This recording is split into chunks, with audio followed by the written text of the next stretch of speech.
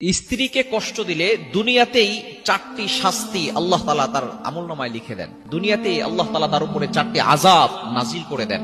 1 number হচ্ছে, যারা স্ত্রীকে কষ্ট দিবে তাদের দাম্পত্য জীবন কখনো সুখময় হবে না, তাদের জীবনে অশান্তি চলে আসবে, তাদের জীবনে শান্তি আসবে না, জীবনের শান্তি নষ্ট হয়ে যাবে। 2 নাম্বার হচ্ছে, স্ত্রীকে যারা কষ্ট দেয় ওই ঘরের ভিতর থেকে আল্লাহ তাআলা বরকত উঠিয়ে নেন।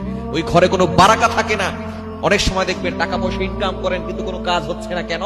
ওই যে আপনি আপনার স্ত্রীকে কষ্ট দিয়েছেন, ওই ঘর থেকে আল্লাহ তাআলা বরকত উঠিয়ে নেন।